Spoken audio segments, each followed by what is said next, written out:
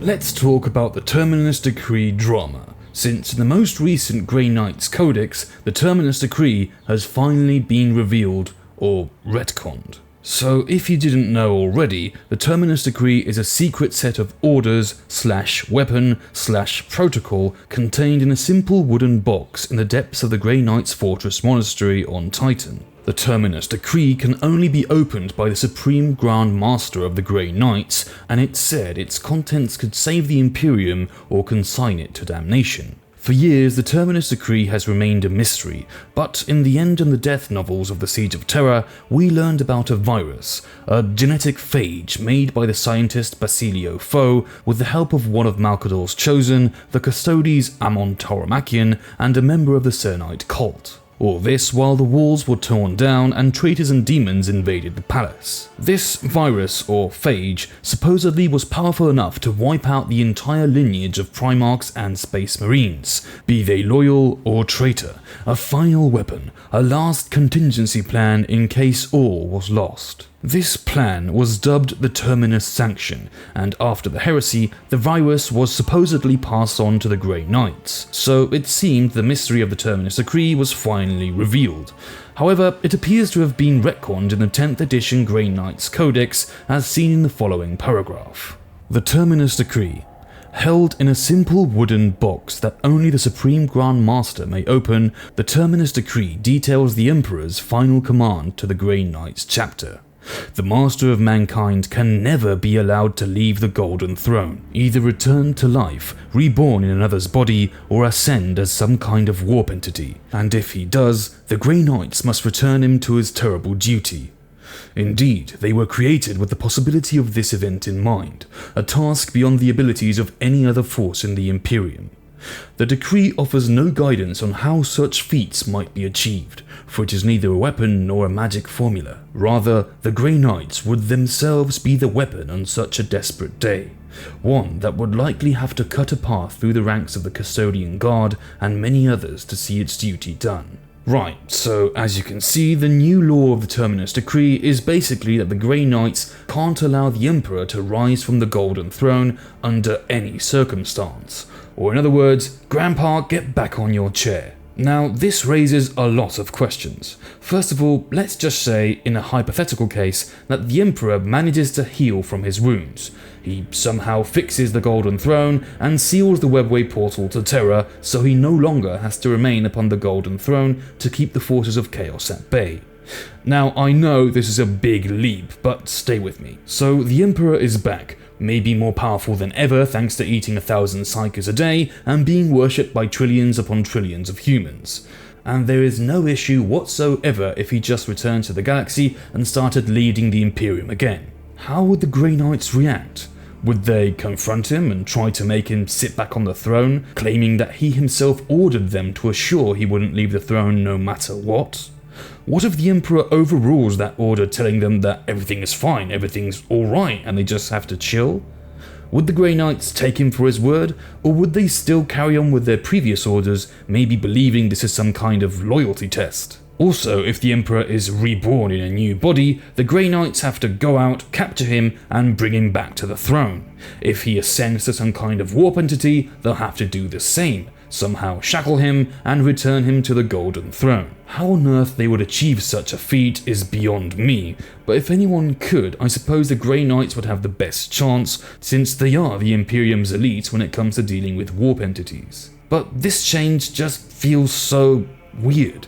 Just imagine that the Emperor ascends to divinity, and let's just, for the sake of the argument, imagine he's not a completely malevolent and depraved god like the Chaos Gods, but rather somewhat benevolent god towards mankind and merciless with the enemies of the Imperium. A win-win scenario, right?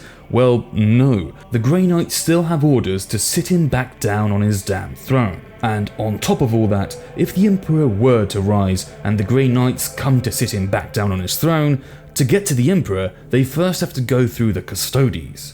Now, imagine you're a Custodes. You've lived since the era of unification, let's say, always at the side of the Emperor, at his service. You've seen his great dream grow and then be shattered by the ambition of Horus. You've seen him mortally wounded and entombed on the Golden Throne, absent and silent for 10,000 years. You've carried the tremendous weight of the guilt of having failed your lord in your duty to protect him, and you've remained protecting the palace for 10 millennia so as to not fail in your duty again. And when the Emperor finally rises from his throne, the damn Grey Knights, Space Marines, those who caused all this situation in the first place, come to put him back on the throne. You'd be absolutely livid. And let's just say that in this hypothetical situation, a war would break out between the Grey Knights and the Custodes. The Grey Knights are quite possibly the most powerful Space Marine chapter. Their war gear and psychic powers are unmatched by any other chapter, but still they're just more or less 1,000 Marines, while the Custodes are 10,000 and have superior genetic enhancement and combat skills in addition to all the defenses of the Imperial Palace and additional forces like the Lucifer Blacks. Of course, you'd think that the psychic powers of the Grey Knights would give them some kind of advantage, right? Well, no, because since Guilliman's return, the Sisters of Silence have returned to action and are working in tandem with the Custodes as they did during the Great Crusade. So the Custodes would be protected from the powers of the Grey Knights thanks to the Sisters of Silence and would also have even greater numbers. It's also true that since Guilliman's return, some Custodes have joined the Indomitus Crusade, and even Trajan Valoris is currently involved in the Fourth Tyrannic War with more Custodes, so perhaps that could even the odds a little bit in favour of the Grey Knights.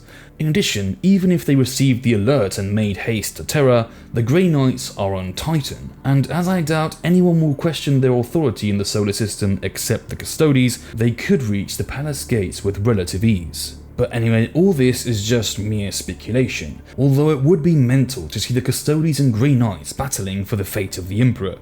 It would also be quite ironic for the Emperor to finally rise from his throne after 10,000 years of constant pain and agony, only to see his bodyguards and the Space Marines he created to protect humanity from chaos killing each other right in front of him. On the other hand, this paragraph tells us that these are direct orders from the Emperor himself. But to my knowledge, this isn't reflected in any novel or codex. Furthermore, the Emperor was already on the throne when the Grey Knights returned from the warp, where Malgador had hidden Titan for years before Horus arrived in the solar system.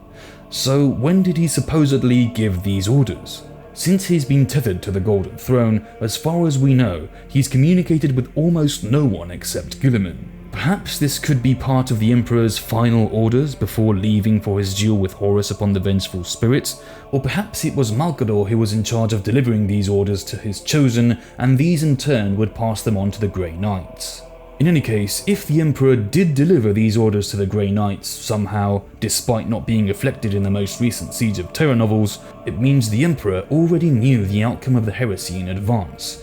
He knew he would end up on the throne. He knew that an eternity of pain and suffering awaited him, and yet accepted his fate to protect mankind. Right, so if this is the true nature of the Terminus Decree, what happened to Basilio Foe's Phage? Well, as far as I can tell, it's still out there somewhere, and although it has been speculated by fans to have been passed over to the Grey Knights' custody because it was dubbed the Terminus Sanction, there are no official sources that state that the virus is in the hands of the Grey Knights.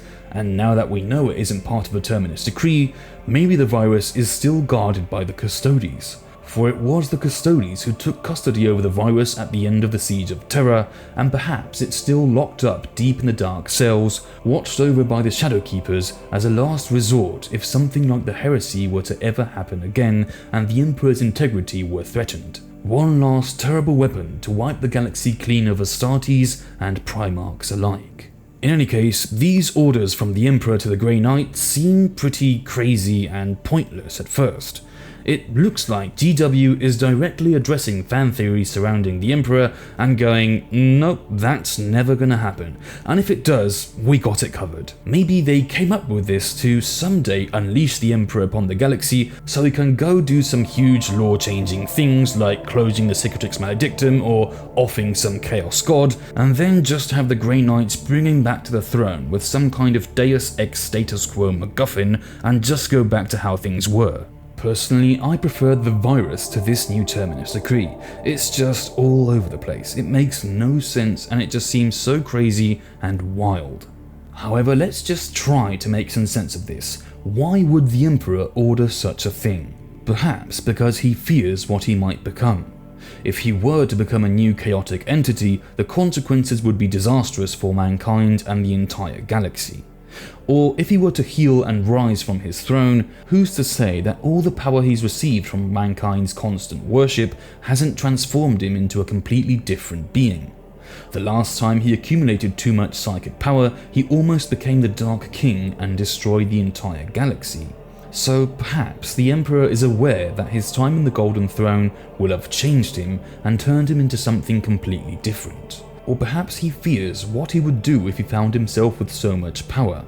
Perhaps he wouldn't be able to control it and would need someone to stop him, hence his orders to the Grey Knights to bring him back to the throne under any circumstance. And who better to stop him than the Space Marine chapter with the greatest psychic power and discipline in the entire galaxy. A tragic fate for the Emperor, no doubt, but a necessary one to keep his power in check and protect mankind.